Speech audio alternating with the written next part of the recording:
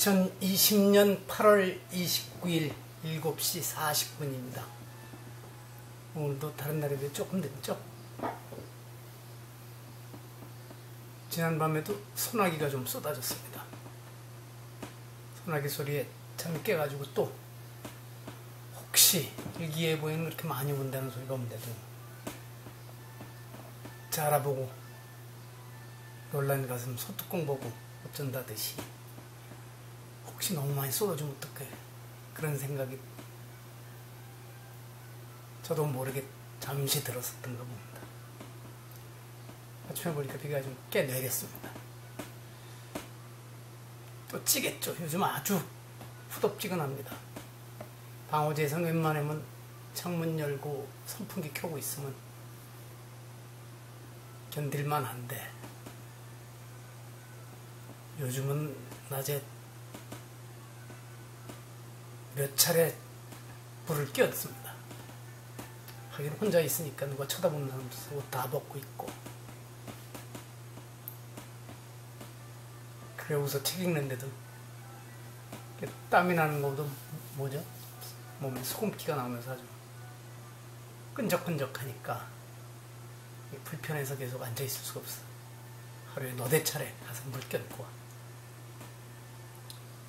그래도 다른 사람들, 지금 어렵게 지내는 다른 사람들에 비하면 제 입에서 어렵다 소리 하면 안 되죠. 어제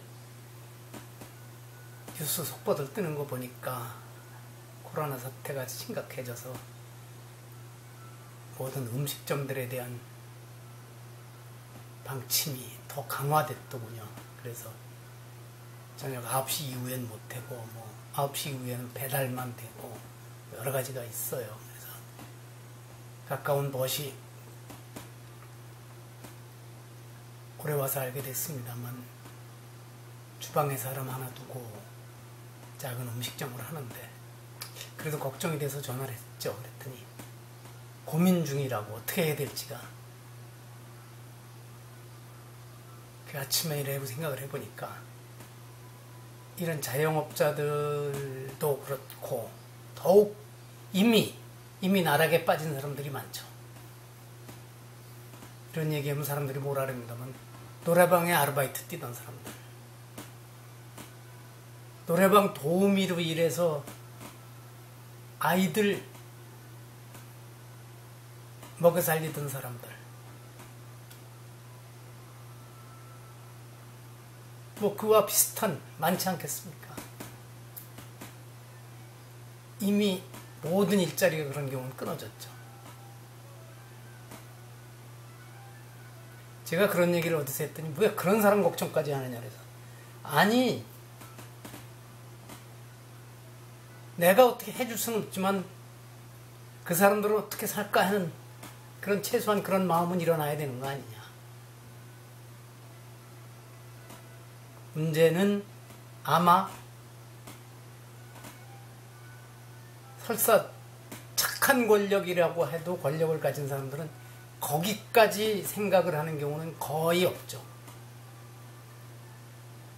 착한 권력이라고 하면 아마 자영업자까지 신경 쓰겠죠. 노동조합을 조직해서 목소리를 낼 수 있는 사람들까지 신경 쓰겠죠.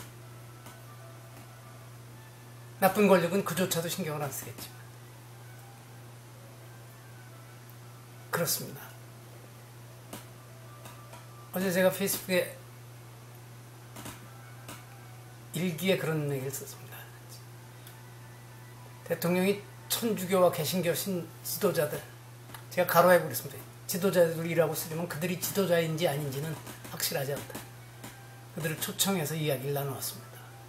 아마 한거 해제일인 다음 주 수요일이 되나요? 화요일이 되나요? 양력 9월 2일 이후에는 아마 불교계 인사들도 초청할 것입니다. 이미 진행되고 있겠죠. 그런데 제 생각에는 설사 청와대에서 정중하게 초청을 해도 이번에는 수해 입은 국민들 살피고 코로나 바이러스 사태 와중에 처리해야 할 일이 산더미같이 쌓였을 텐데 우리를 만날 시간이 있으면 차라리 의사와 간호사 대표들을 만나 그들이 처한 어려움이 무엇인지 등에 알아보시면 좋겠습니다. 초청해 주신 마음은 감사히 받겠습니다만 이번에는 좋은 말씀 들은 것으로 여기겠습니다 하고 이렇게 의사를 전달하고 괜히 청와대에 우몰려가서 밥 먹으며 훈시 듣는 일을 하지 않으면 좋겠다. 그런데 안 되겠지 했어요. 안 될 것입니다. 왜 우리는 안 불려줘 하고 있겠죠. 얼마 전에도 말씀드린 것 같은데 10여 년 이상 지난 정권에서는 천주교는 청와대에 불러도 안 갔었습니다. 근데 이번엔 가장 먼저 이것도 여러 가지를 보여주는 시그널이죠. 자, 이 얘기 한 것 같은데 제2차 세계대전에서 독일군이 소련을 공격해 들어갔죠. 1941년에. 소련군은 제대로 저항을 못하고 무너져 내렸습니다. 독일 쪽에서는 그야말로 파죽지세로 밀고 들어갔죠. 그래서 겨울 이전에 끝낼 수 있다고 판단했다가 그래서 독일군이 입은 옷도 여름 옷이고 탱크에 들어가는 기름도 겨울에 쓸 수 있는 비율로 만들어진 것이 아니었고 여름용이었고 이래서 발이 묶였었죠. 완전히 수백만 심지어는 수천만이 죽었다는데 결국 미국의 물량 지원 받고 하면서 소련이 반격할 수 있게 되고 남부전선에서 독일이 패하면서 소련도 승전 국가가 됐습니다만 근데 소련군이 초반에 속수무책으로 당한 이유가 무엇인가? 물론 당시 독일군의 장비와 전략이 최강이었던 것은 분명합니다. 그런데 소련군에서 경험 많은 고위 지휘관들, 군사령관, 군단사령관, 사단장, 영관급같이 70~80%를 스탈린이 숙청해버려서 전투 현장이나 작전지휘본부에 유능한 지휘관이 거의 없었고 그 자리를 정치장교들로 채웠었기 때문에 그런 일을 당했었던 겁니다. 그래서 참 지금 코로나 바이러스와 전쟁을 치르는 전시 상황이라고 대통령이 표현을 했는데 그의 표현을 그대로 믿자. 그러면 이 전시 상황의 전방에서 적군인 바이러스와 싸움을 해야 하는 의사들을 오히려 적을 만들고 있는 이 해괴한 짓은 무엇인가 그랬습니다. 지금 바이러스가 가장 큰 적이죠. 그 적을 상대해서 싸워야 될 전방 지휘관들이 누군지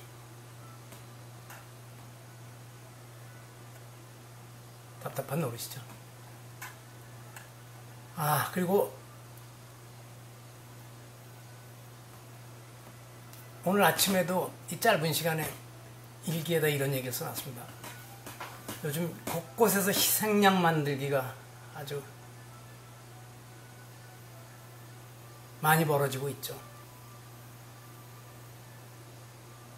국가 전체적으로 또 정부 어느 부처 또 어느 단체 어느 종교 조직 숱하죠. 그래서 제가 이렇게 써놨습니다.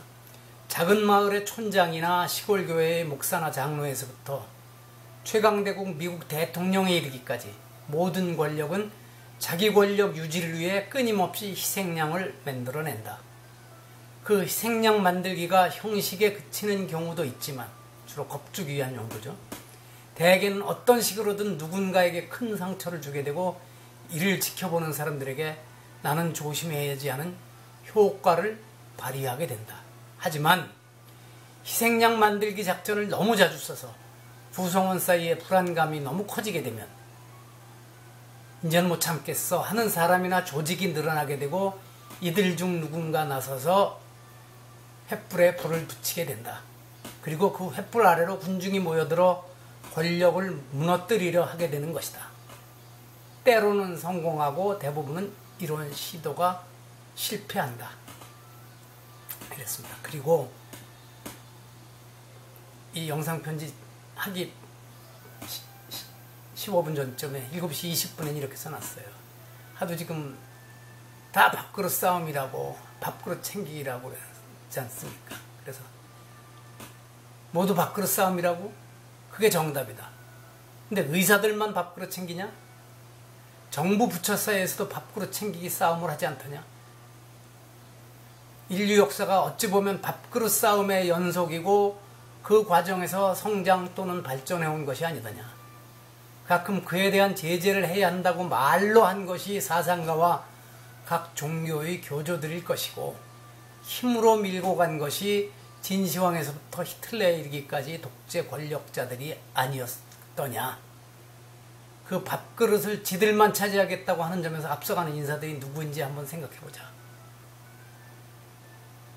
한 번 특강에 1,500만원씩 안겨주고 이런저런 자리 만들어서 거액 연봉 안겨주고 이러면서 다른 집단에 대해서는 밥그릇 챙기긴 한다고 이렇게 희생양으로 몰고 가면 안 되지 않겠느냐, 뭐 그런 뜻이었습니다. 이렇게 또 얘기를 길게 자꾸만 하게 됩니다. 흥분하지 말아요. 오늘 영상편지 137번째 제목을 높은 자리에 있는 인사들이 부끄러움을 알도록 해야 하겠습니다. 오늘 문장이 두 개인데 위에는 관자 권수편에 나오는 것이고 이 아래는 제가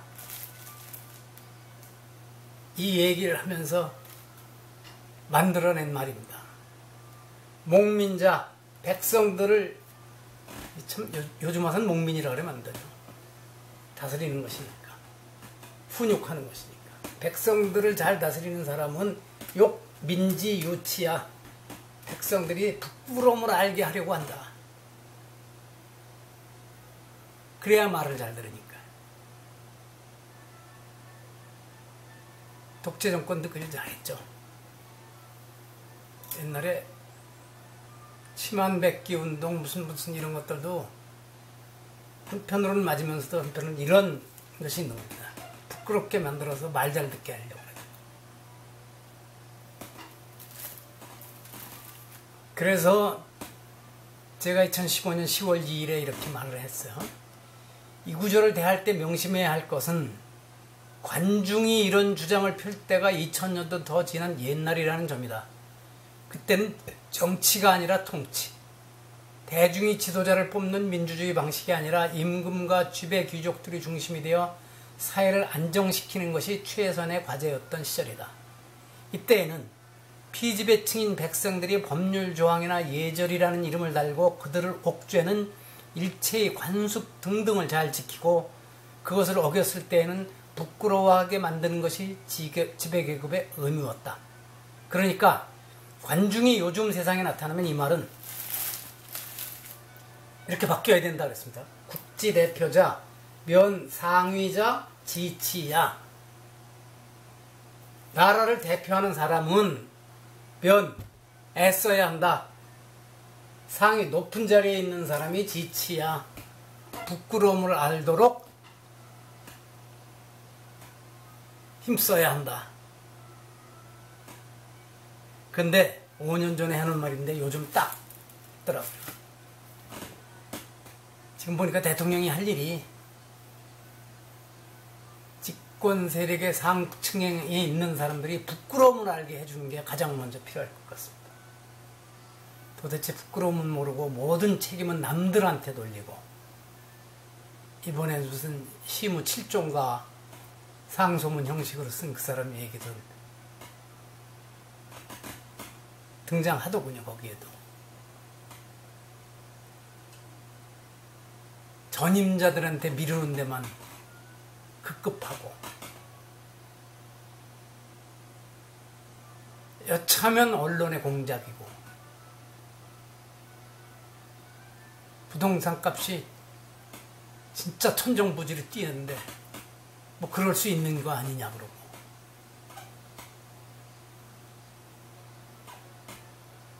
제발 능력이 모자라도 부끄러움만 알게 됐으면 좋겠습니다.